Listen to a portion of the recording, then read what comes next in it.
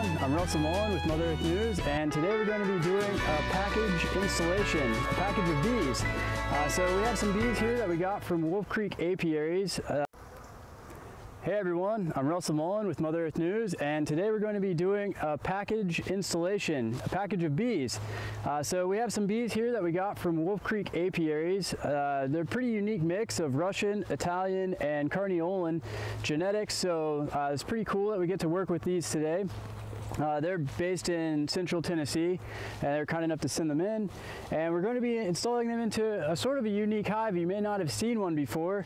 It's a horizontal Langstroth from Bespoke Bee Supply, and it's kind of a hybrid hive. It's a mix between a Langstroth hive and a top bar hive, and you'll see a little bit more once we get in there. We have this double body brood box down here, and it'll become a little more apparent how it's different and how it's similar once we open it up. And so we have our bees here. We probably have somewhere around 3 pounds or so, and so we're going to go ahead and set these down here. And the bees are generally in a pretty gentle mood right around this point. They're kind of in swarm mode. They're not a swarm of bees that was captured, but they're sort of induced that way. So they're bees from all different hives. They're put together. They're kind of confused, but there is a queen in there, and they're just trying to find a home. So they should be pretty gentle, but it's always a good idea to wear safety gear whenever you're working with bees. And so you can see here that we have our bees. They're clustered up toward the top around the feeder. And then we have our queen. She's going to be hanging in here in a cage, a queen cage, and this is what's connecting her to the box, and we'll go ahead and pry that off and pull her out, and we can get a closer look.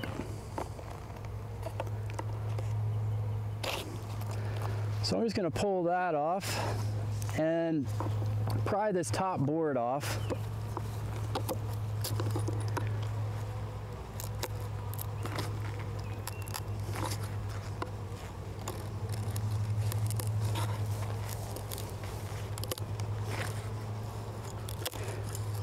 And we're going to use this board again once we get it off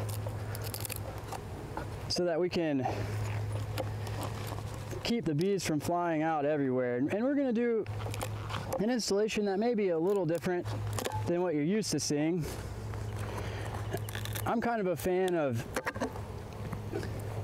instead of telling something where it's going to go, why not just let them go where they're going to go gently. And I'll show you what I mean by that once we start the installation. So I'm just working the staples off here. There's quite a few in here, so I should have them all off here in a second.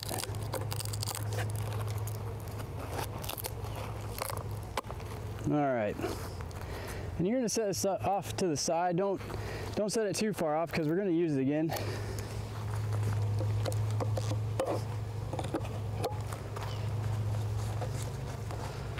All right, and so you can see that we have the strap holding our queen cage in place, and we have a can here that's actually filled with a simple sugar syrup that the bees have been eating during their journey.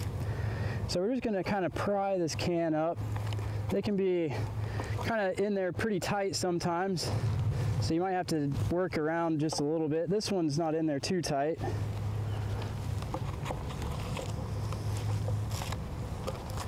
And we'll just work it up slowly. You're going to want to be careful not to let your queen cage fall in the bottom, otherwise you're going to have to fish her out with your hands, and it's really not a pleasant ordeal for you or the bees.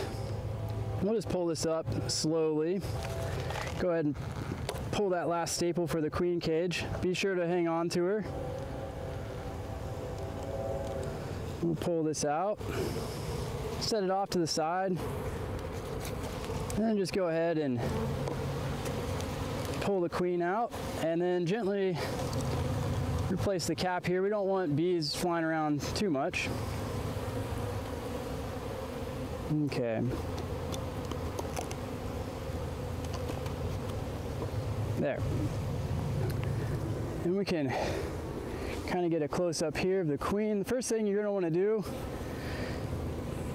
well, the first thing you don't want to do is you don't want to try and shake the bees that are on there off. You just kind of want to see, you want to watch and see what they're doing. And you can gently move them. I generally just use my breath. And sometimes you'll see the queen in there. She'll have a few attendants with her. Sometimes she won't. Looks like she does in this case. You don't want to see if the bee's on the outside, if they're trying to feed her. And it'll give you a good idea of whether they've accepted her or not.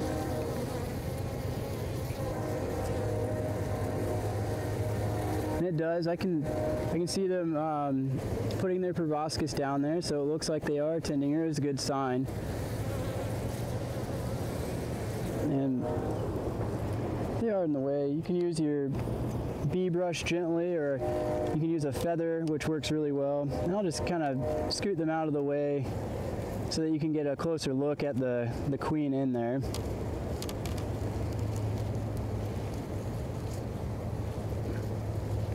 You can see her, she's a bit longer than the rest of the bees.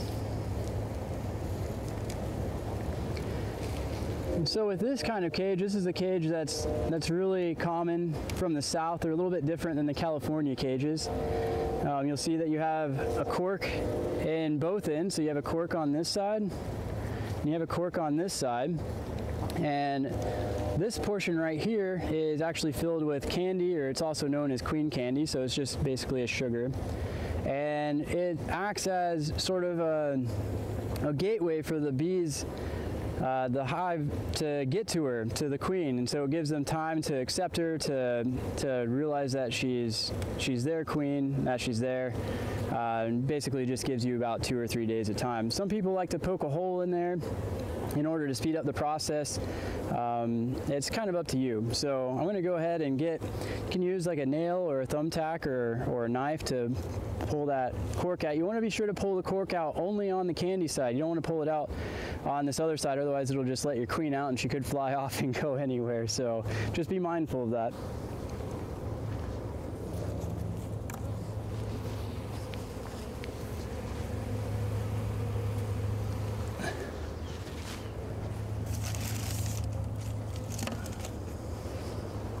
And I have a thumbtack here on the end of this, and that's what I'll use to pry this cork out.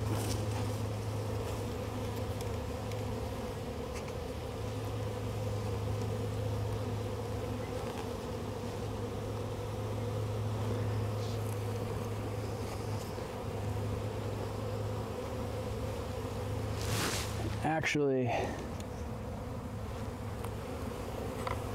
set the queen right there.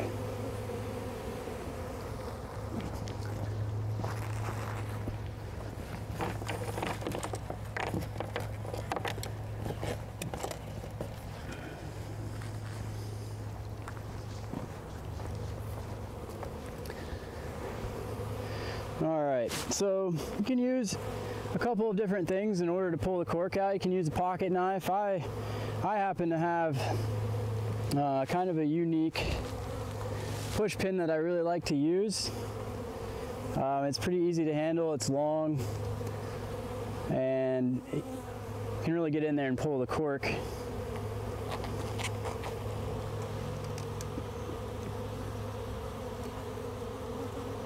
Okay, and that's it. Now I have the cork out and the candy exposed.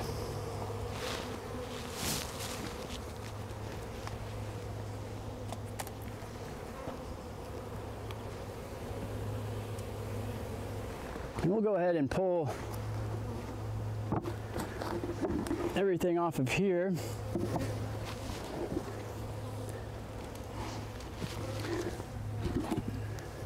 So you'll notice that these have a slant roof, and another interesting feature about these is that they have what's called a quilt box And so you can see that it has canvas material on the bottom, and it has some sort of material, usually wood shavings, and that just helps to create insulation during the winter and the summertime, and also helps to absorb excess moisture. And then we have our under quilt cover. They kind of act like an inner lid.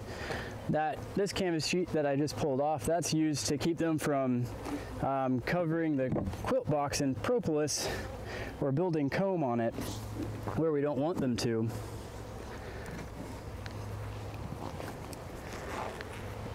And so now we have the long box open, the bottom brood box, and you kind of see that this is a little bit different than a standard Langstroth hive. You can fit about 18 to 19 frames in here, and this is a deep box.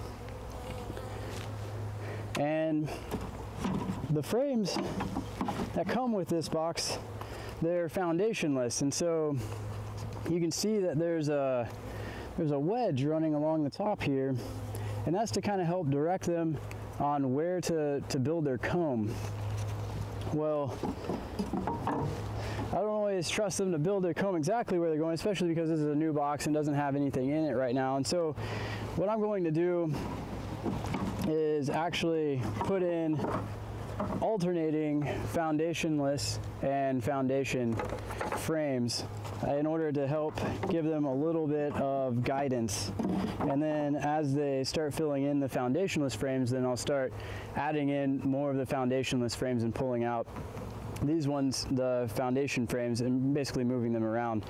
The thing that you want to watch out for is that with the foundationless, if you have one frame that they start building comb on, bad comb on, then it tends to repeat itself all the frames down, and so one frame can turn into two, can turn into three.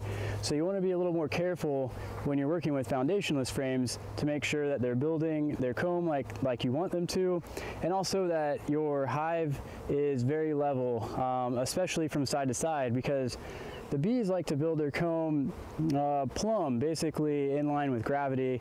And so if you have a hive that's wonky, then they're going to build their comb sideways. It could connect to the frame next door, and all kinds of strange things. So one of the first things you want to do is make sure that your hive is as level as you can make it. And so we're just going to go in here. We're going to pull out 4 to 5 of these, just somewhere near the center. Pull out these 4, set them off to the side. I'm going to take the queen here,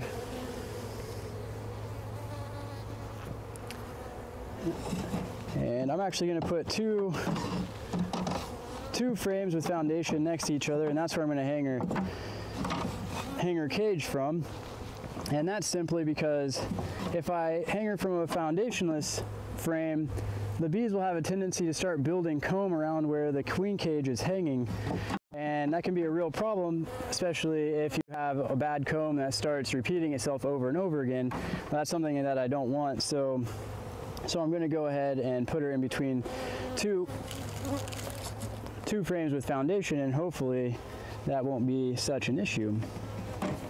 I'll just put her right in here.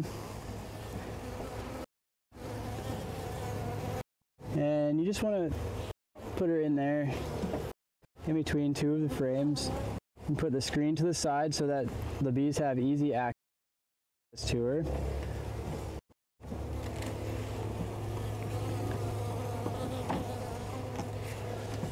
And they have this on here. Funny, so this might take a little finagling.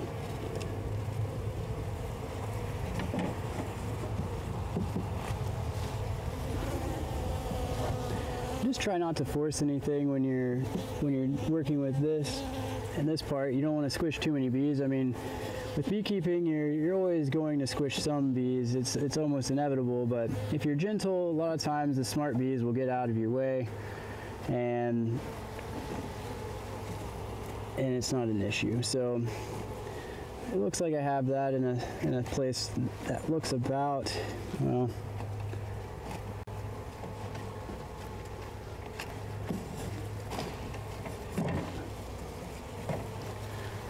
I think I might even, I'm having some troubles with this, so I'm actually going to go ahead and pull this portion of the ribbon off carefully, trying not to harm too many bees. I'm going to push it back on there in a way that will be a little bit easier for me to hang the queen cage.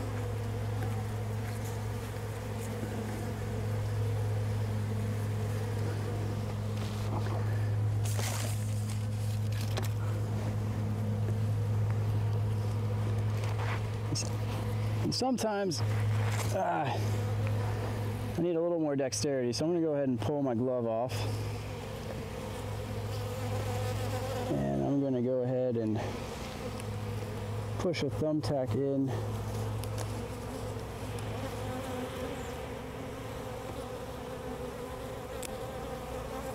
You just want to be careful that you don't go through the cage in a place that's going to harm the queen. So just be very careful when you're poking holes in here. And that all looks to be okay. All right. Now I'm going to hang this in here, the screen off to the side, in between two frames with foundation. And I'm just going to push them together, and then I'm going to take a thumbtack, and I'm just going to go ahead and push that there. And that'll give the bees that I'm about to put in here easy access to the queen. They'll be able to feed her. It's also a good idea to hang the queen up there near the top, as high up as you can get her, especially if it's colder out, because the bees will need to get to her in order to ball around her to keep her warm. It's not such an issue right now where we're at here in Kansas, because I looked at the long range forecast and it's supposed to stay around the 90s as highs and 60s as lows for the foreseeable future. So, all right, and I may pull one more of these out. And now basically what we're going to do, you may see a lot of videos where people like to dump the bees in. You can certainly do that. It's not going to hurt them. But you can also do it this way as well. Basically, I'm going to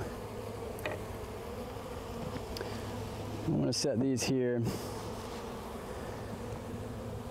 There's still a lot of syrup left in this can, so if you come around here, you can see that I sort of made a space for any syrup. It's sometimes a good idea to feed in the beginning when you're starting a new hive. They don't have any reserves.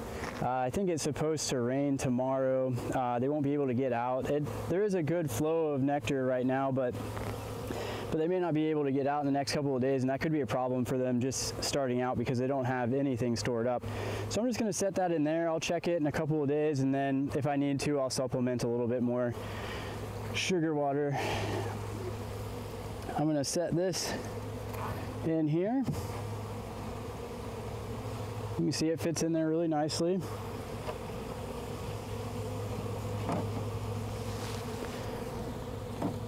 I should be able to fit another one of these in. I don't want to leave too much space because they will try to build comb on basically any empty space that you leave them. So we're not going to leave them too much to build on. And then we're simply going to lift the top off of this. And they'll realize pretty shortly that the queen isn't in the cage, or isn't in the box with them, and they'll migrate over on their own.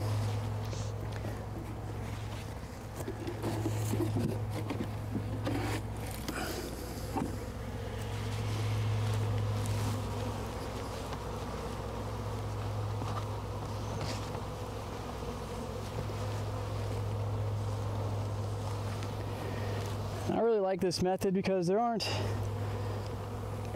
a whole lot of bees in the air. You'll notice I'm not really like disorienting them or confusing them or making them angry. I figure they've already had enough enough of that just getting here. They just got to a new home. I'll just give them a nice place to stay.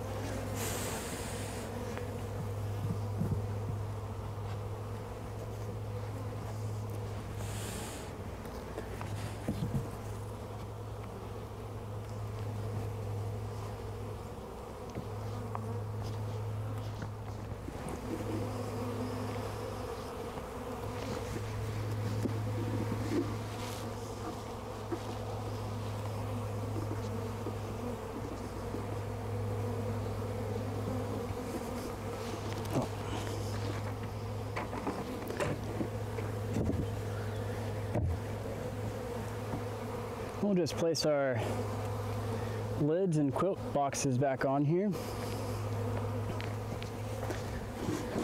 It's a pretty neat design. They fit together really well.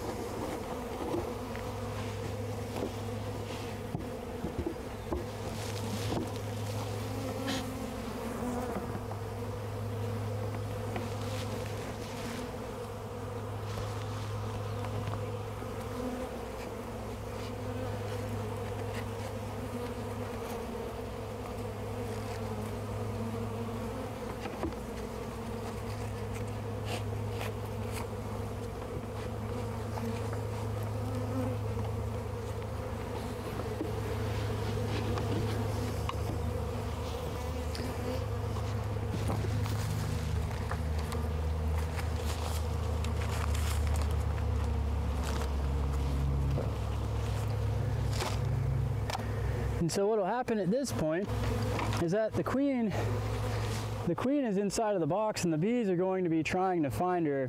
They've accepted her. And so a lot of the bees inside, you can see if you come over here,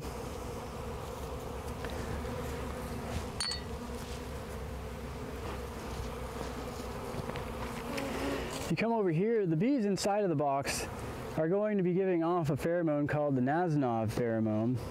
And basically what that is, it's a pheromone that signals, hey, this is where you want to be, this is where the queen's at, come in here. And so you'll see that really quickly the bees are finding the entrance to the hive, having never gone in there before. And this is their only entrance. This is also one good reason why while installing a new package of bees that you may not want to have your screen bottom board. You want to have it blocked up, otherwise you may end up with lots of bees hanging on the bottom. They'll be confused. This way they can very easily find the entrance. They want to get back to the queen. And I'll check back in a couple of days to check on the sugar candy on the queen cage. If they haven't eaten through it yet and gotten the queen out, then I'll go ahead and remove it and just let her loose in there so that she can begin getting to work. And that's really all there is to it. I've found that there's not really any need to dump the bees out. You certainly can. It's not going to hurt them or anything, but why stress them out more than you need to? Something that's also commonly seen is people spraying the bees down with sugar water. That kind of keeps them from flying. They tend to spend time like eating it off of the sides and things like that. But there's really no need to soak them with that either. So you can just make a judgment call on that on your own. Do your research. This is just a method that I prefer, and so I'm sharing it with you. And that's really all there is to it. I hope that this will inspire you to not be intimidated to go ahead and try installing a package of your own. Keeping bees is a really, really awesome, really fulfilling hobby or business potentially. And I think that it's really neat to be able to work with them and just to watch them. They're a really neat creature. So thanks again to Wolf Creek Apiaries for sending us the bees, and to Bespoke Bee Supply for this awesome hive. Both of these companies are really committed to sustainability. Wolf Creek, they do all natural. They don't use chemicals for their bees, so I'm really excited about that. And Bespoke Bee Supply, they're really committed to sustainable solutions for putting their hives together. So I guess that's all from me. Thanks for watching. I hope that you learned something, and if you have questions, certainly put them in the comments and we'll try to get to them and answer as many of them as we can. And thanks again. Russell Mullin, Mother Earth News, and I'll see you next time.